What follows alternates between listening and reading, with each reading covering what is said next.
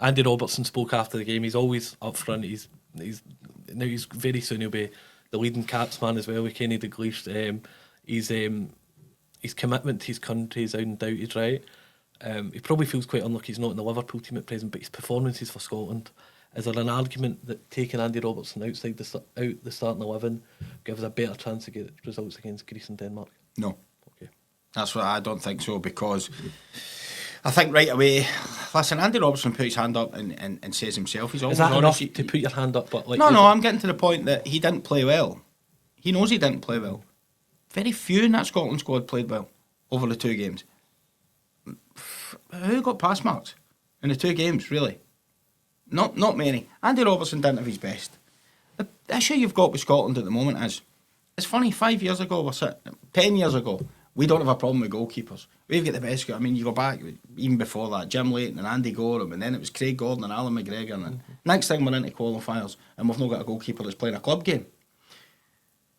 5 years ago, we've got 2 of the best left-backs in Europe, Kieran Tierney and Andy Robertson. Well, Andy Robertson's not guaranteed a game at Liverpool. Kieran Tierney's not guaranteed a game at Celtic now. So what's the option? You can switch system. I think that's something you might touch on. But, yeah. I mean, there was a time when Steve Clarke was trying to pick a team to fit the 2 of them into it. And now, so, Kieran Tierney, it's not happened since he's come back to Celtic yet. Yeah. Or to the levels that Kieran Tierney can play at. And so if you were asking me whether I would rather have Andy Robertson or Kieran Tierney right now, it would be Andy Robertson.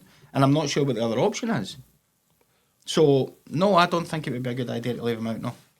By the way, a lot can happen in the next 3 weeks before the next 2 games. Kieran Tierney could be brilliant for Celtic, but right as it stands at the moment, no, I don't think it gives us a better chance. I felt at times over the years Andy Robertson's probably taking more flack because he's the clearest example of Scotland player at full flight at club football. Yeah. He was arguably for the 2 years. Syndrome. Exactly.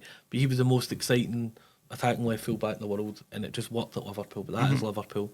But the big thing there, Graeme, was sorry to butt in, but the big thing there was it was flying forward and making things happen. Yeah. And when he was getting caught defensively, guess who was beside him? Virgil van Dijk to clean up the mess. He doesn't play for Scotland, does he? Doesn't play for Scotland. No, unfortunately. So whenever he was leaving gaps, he was getting exploited. So I do agree with that. Make those unfair comparisons. But I truly felt it was an endearing moment where you noticed that the defensive lapses for the goal and the one that was ruled out as well, it just feels that something's, maybe it's lack of football, and I think that needs to come into the fact that he's not playing regularly as well. Like you touched on, there could be a way of shift in shape. The Kieran Tierney for all this time used to play the left side of the free central.